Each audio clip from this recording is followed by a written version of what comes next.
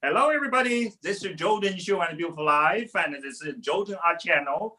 Right now, today, I invited a very special guest. His name is Dr. James Daichendt. He's an art critic and art history. He serves as the dean of the college and a professor of the art history at Point Loma Nazarene University in the Southern California. He's also professor at Boston University and James Daichendt. Okay, hello, James. Joey, it's good to be here.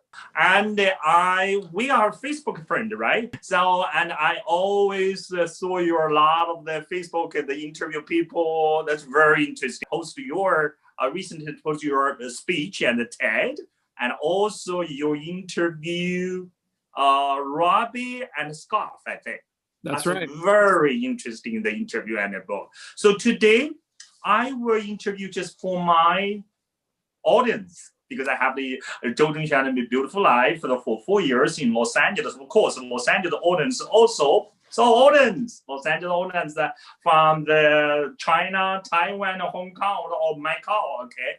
And today I will interview the professor of the James and Daichendt.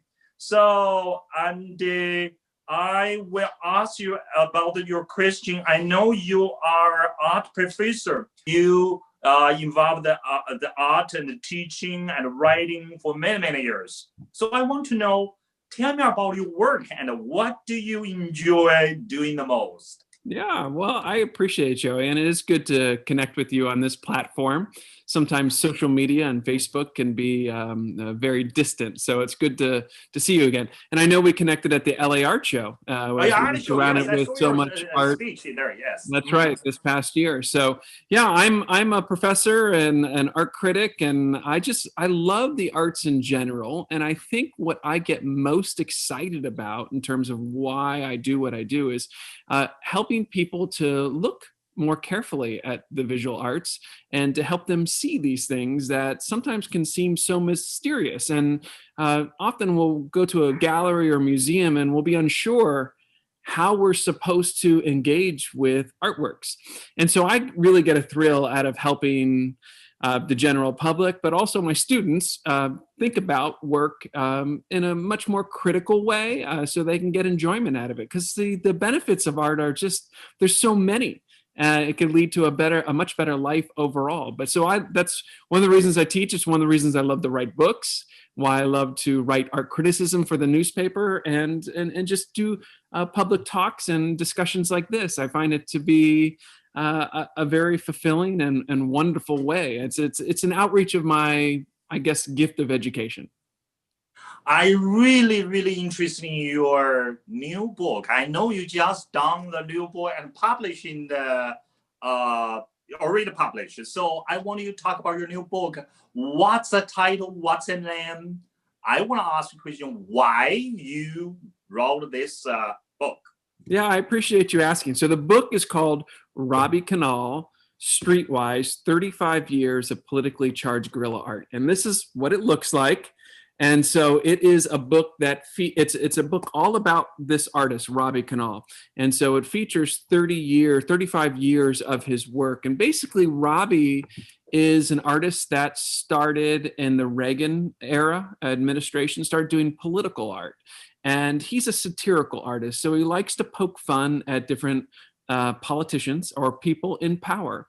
And once he does a portrait of these folks, and usually when we think of portraiture, it's a very sort of it's honoring. You know, rarely do we take a photograph or paint a picture, a portrait that's not flattering towards the sitter. Where Robbie's is they're kind of grotesque and they're sort of these ugly portraits. They kind of highlight all the problems with politicians, both the right and the left. And so once he paints a portrait, he then makes posters and puts them out in the street. And it's a sort of a democratic way to get his voice and the things that he's concerned about out into the public. And so in the book, it's his life story. It's a biography. It talks about how where he grew up, but also it includes every poster in his entire career. So it's really fun. It's an honor to always come in and sit shotgun in the life of somebody, especially a really interesting artist whose life is full of fantastic, wonderful stories. So it's a really was a fun book to do, and so far it's gotten a pretty good reception. So where do the people can buy your book right now? Yeah, so you can obviously you can buy this book on Amazon. You can buy it from Robbie's website. Amazon. Yeah. So Jim, I want to know, what type of art do you find most interesting? Yeah, that's a really good question because there's so much amazing artwork out there. Yes. I, especially now, I'm very interested in what artists are doing in this pandemic, how they're dealing with it.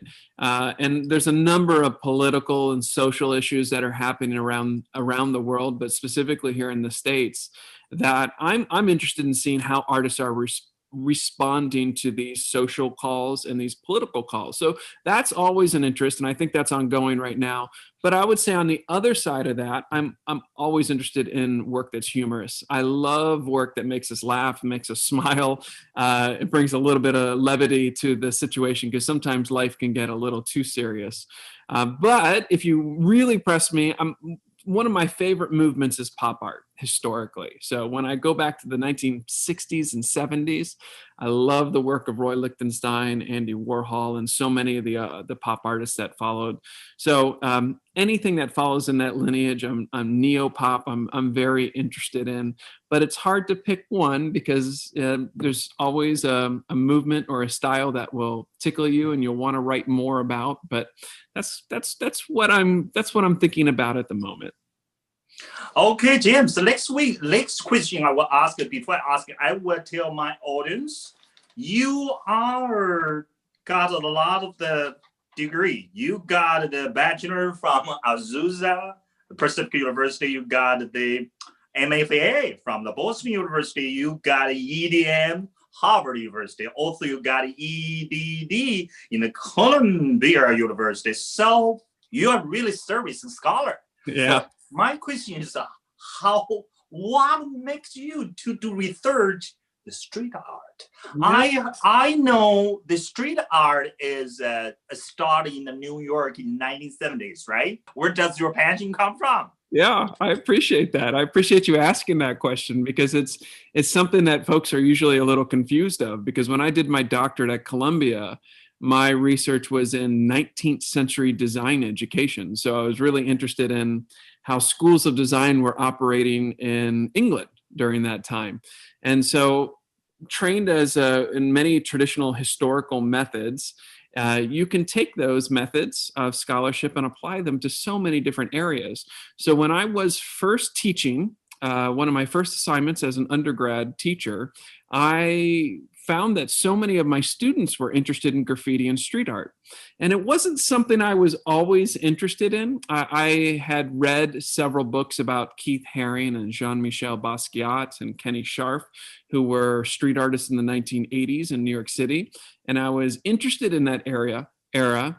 But when I found that so many of my students found street art, graffiti, tattoo, hip hop culture, things like that, I got turned on to it as well because I wanted to make art class interesting for them. And so I started learning more and more and digging into the research. When I started doing that, I found that there wasn't a lot. And I thought I could make a contribution there. And so by noticing where there was a hole in the research, I dug into it for a few years and started to produce some scholarships, some articles, several papers and presentations at conferences, and eventually several books now. I think I have 5 street art books.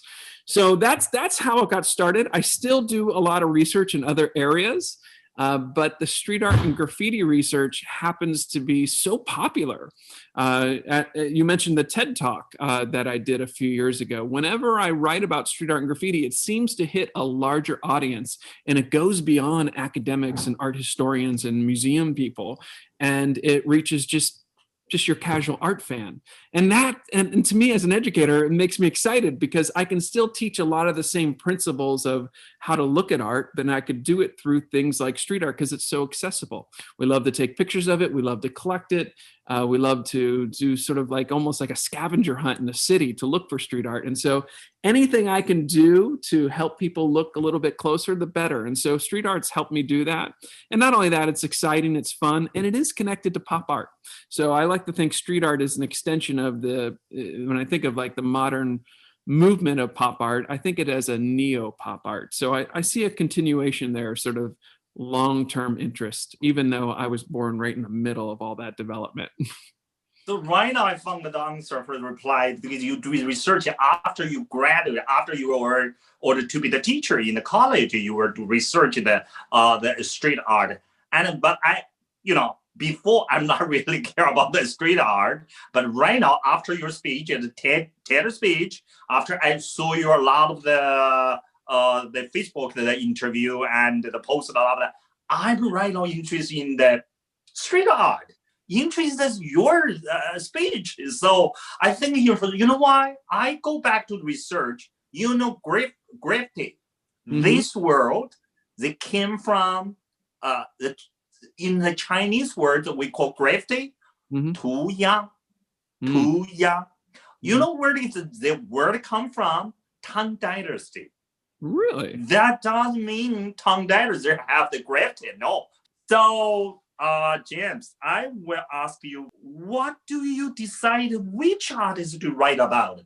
Yeah, it's an interesting process of how you decide which artist to write about. Because if you're writing something short, like a newspaper article or a journal article, the time investment is rather short. So you can take chances and write about things maybe that might be outside your expertise. So for shorter pieces, sometimes I'm assigned them by an editor.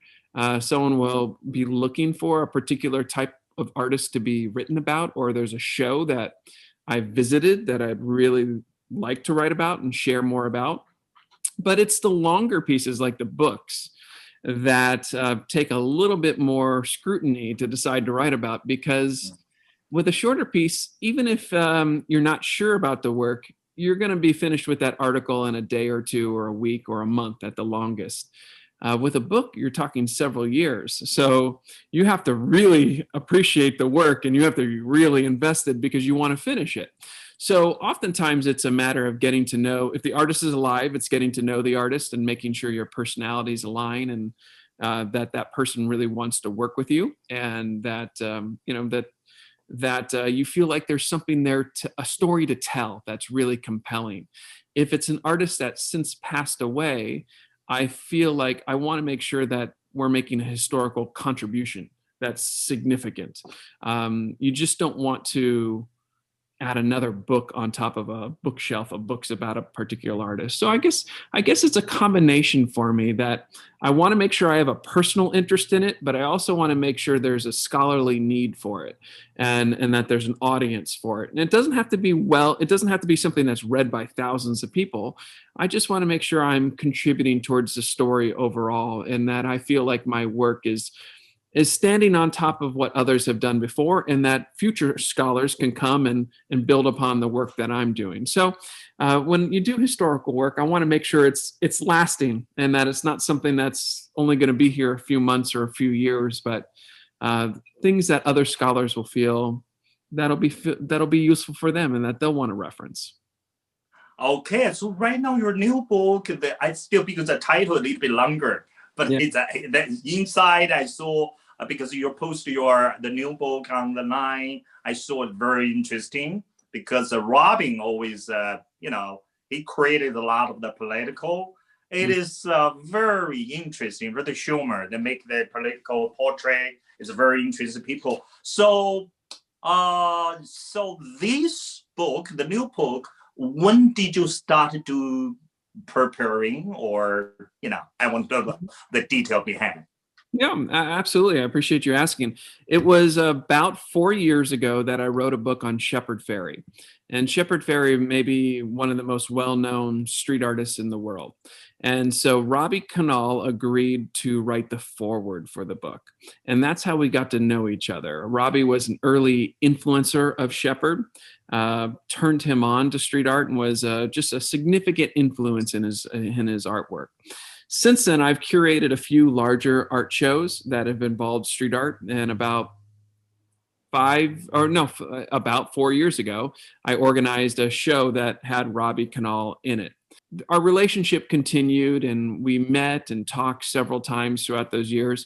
And I believe we had a phone call, and that both Robbie and his wife Deb were thinking about putting together a larger book, and they asked me if I would write an intro to it, just a short essay for a book that would feature all their political posters. And I said, of course I would. I would be glad to write something like that. And as I got to thinking about it, and as I researched more about Robbie's life, which involved growing up in New York City, both his parents were activists. His dad was blacklisted by the government. Robbie had moved around all around the country and had some really wonderful stories to tell about those experiences, and how he was mentored by significant artists like Leon Golub. I said, this needs to be a book. I said, we can't just do this in an essay. I think this needs to be a full biography. And he agreed. And so that's how the book came to be. So it was a very slow relationship from we worked together on a smaller book to an art show to inviting me to write a small essay for something. And it turned into something significant and quite big. So I know, like, when I look at like thickness of books, I always go, my goodness, like that's a lot of years of work there. So it's 3 to 4 years of work that went into that book. And it wasn't all writing, obviously. I mean, there's a few years of writing involved in that, but there's research and going through archives and images, and of course, talking to so many people in his life to collaborate or corroborate stories and making sure they were accurate. So it was a long way on this one. And they're not always that long, but this one happened to be.